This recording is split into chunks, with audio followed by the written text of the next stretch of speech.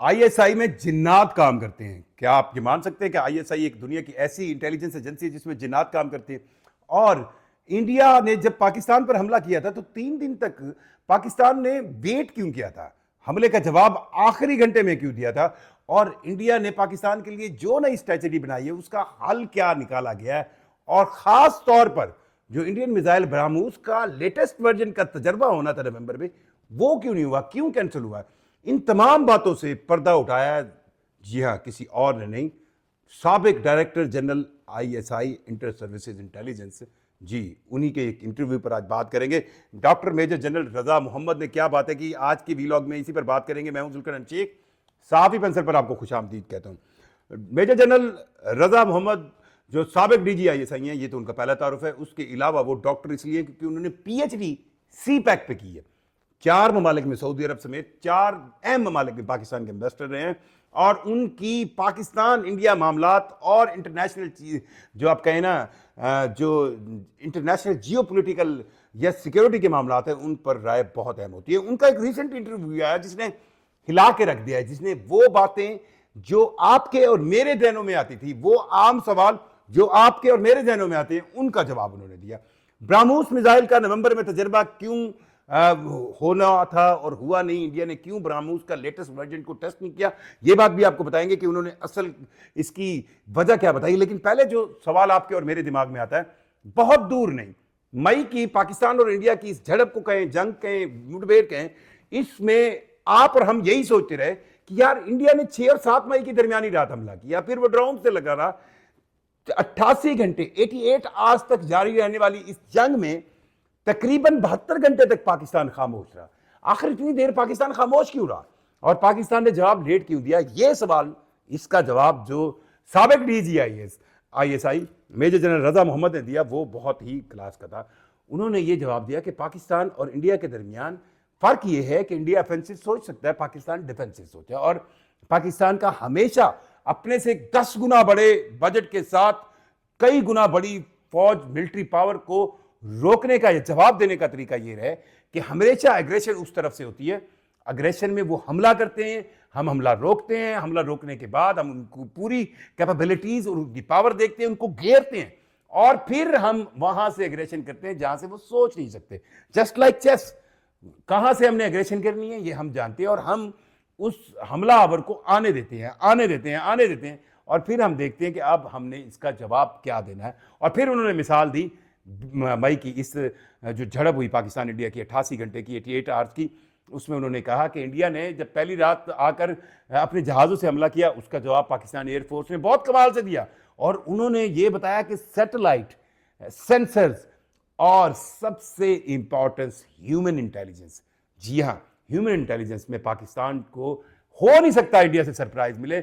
India की तरफ से कोई मिसाइल उठे, जहाज उड़े, हमें टाइमली पता चल जाता है। जब उनसे यह सवाल किया गया कि अब यह तासुर आता है कि आईएसआई के अंदर जिन्नात काम करते हैं, किस तरह जिन्नात काम करते हैं, तो हंसकर उन्होंने कहा जिन्नात तो नहीं काम करते, लेकिन आप ये कह सकते हैं कि मुखालिफ हमें जिन्नात कहते हैं, क्योंकि ना तो ये पकड़े जाते हैं और हर चीज का इनको पहले इल्म होता है। उन्होंने इसकी वजह यह बताई कि आईएसआई दुनिया की one of the toppest intelligence service है, जिसकी जो अपना काम करने का अंदाज है पूरी दुनिया मानती है, और वो हमारा जो पूरी दुनिया में फोकस है वो सबसे ज्यादा इंडिया पर होता है। और हो नहीं सकता कि इंडिया अपनी कोई कैपेबिलिटी बनाए, कोई सलाहियत नई बिल्डअप करे और हमें पता ना हो और हम उसका हल ना निकालें। उन्होंने इस बात पर जो है बिल्कुल फख्र किया कि आईएसआई में बाकी जनात आप कह सकते हैं, लेकिन आईएसआई प्रोफेशनली अंदाज में अपने मुल्क की सरहदों की और अंदरूनी सियासत की हिफाजत करती है। उनसे एक और अहम सवाल पूछा गया, वो ये था कि इंडिया हमेशा धमकियां देता है पाकिस्तान को, ये कर लूंगा, वो कर लूंगा, और हमले की बात करता है, पाकिस्तान हमले की क्यों बात नहीं करता?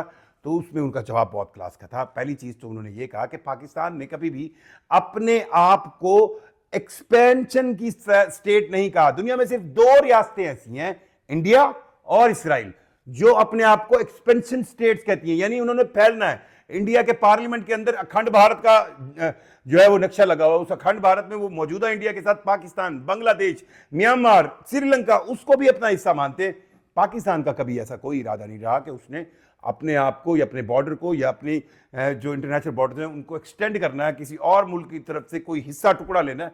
पाकिस्तान ने ऐसा कुछ नहीं कभी अपने अज़म का इजहार किया। और दूसरा इसराइल मुल्क है जिसके बारे में पूरी दुनिया जानती है। सो इंडिया की इस बात पर कि वो एग्रेशन करता है, ये उनकी बेसिक पॉलिसी हिंदुत्व के सेंस में मौजूदा हुकूमत की सबसे कहे ना प्रायोरिटी सेंस की जो है पॉलिसी है। लेकिन पाकिस्तान इसके जवाब में ऐसा नहीं करता। पाकिस्तान डिफेंस के अंदाज में रहता है। और कुछ थोड़ी सी उन्होंने ये भी बताया कि इस टाइम अगर, हाँ उन्होंने ये भी बताया कि इसीलिए पाकिस्तान टेक्नोलॉजिकल सेंस में अपना एज रखता है। और डिफेंस और ऑफेंस में फर्क ये है कि अगर आपको हमला करना है तो आपको 3 गुना फोर्स चाहिए, और अगर आपको डिफेंस करना है तो आपको 1 गुना चाहिए। और इंडिया के एक सर्टेन केस में तो इंडिया के पास 5 गुना ज्यादा फौज है पाकिस्तान की निस्बत, और जो उनका बजट है वो पाकिस्तान से 10 गुना ज्यादा है। यानी अगर पाकिस्तान अपने दिफा के ऊपर 10 रुपए खर्च करता है तो इंडिया 100 रुपए खर्च करता है।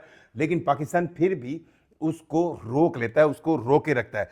साथ साथ जो सबसे अहम चीज थी जिसकी हम शुरू में बात कर रहे थे, जी हाँ, इंडिया का वो ब्राह्मोस मिसाइल जिसको वो बड़े फखरिया अंदाज में पेश करते हैं। मई के अंदर 50 ब्राह्मोस फायर किए गए पाकिस्तान पर। 45 भाई साहब भटक गए, कहीं और जाके बजे, या रास्ते में ही फट गए, या पाकिस्तान के दिफाई निजाम SQ-9 ने उसको रोक लिया। 5 थे जो किसी ना किसी हमारे रनवे पर या एयरबेस के करीब फटे। उसके अलावा 90% ब्राह्मोस जो है उनको नकारा कर लिया गया था।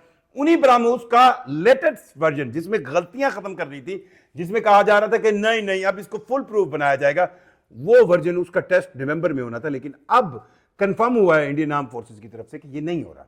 अब इस पे कई बहाने आ रहे हैं। एक तो ये कहा जा रहा है कि उस एरिया में, क्योंकि ये चिकन नेक के साथ बांग्लादेश की एरिया में जी, वहाँ पर चीन की के जो बहरी नेवल शिप्स हैं वो मौजूद हैं, तो वो नेवल शिप्स जो है वो इंडिया की टेक्नोलॉजी को जो है वो चुरा लेंगे। अब उनको ये नहीं पता कि चीन के पास तो ऐसे ऐसे मिसाइल आ चुके हैं, और लेटेस्ट मिसाइल तो उनके बारे में ये कहा जा रहा है कि जो DF-27 है वो मार्क 10 यानी आवाज के 10 गुना ज्यादा तेजी से जा सकता है। और इस तेजी के मिसाइल को रोकने के लिए दुनिया में कोई एयर डिफेंस सिस्टम नहीं बना। सो उन्होंने इनसे क्या टेक्नोलॉजी चोरी करनी है। लेकिन ये एक बात हकीकत है अब जो लगती है कि ब्राह्मोस के अंदर मौजूद खामियों को जो दूर करने के लिए इतने महीने काम किया गया था वो दूर नहीं हो सकी। और कहीं ना कहीं आपको ध्यान में रखना चाहिए कि रूस जिसके साथ मिलकर ये ब्राह्मोस मिसाइल इंडिया ने बनाया था वो भी इंडिया से खुश नहीं है। क्योंकि एक तरफ तो इंडिया रूस की तरफ से धड़ाधड़ असला भी खरीदता है, सस्ता तेल भी खरीदता है, और दूसरी तरफ वो भाग के अमेरिका की गोद में भी बैठना चाहता है। एक तरफ तो इंडिया रूस की हर वो मजबूरी इस्तेमाल करता है जो वो कर सके,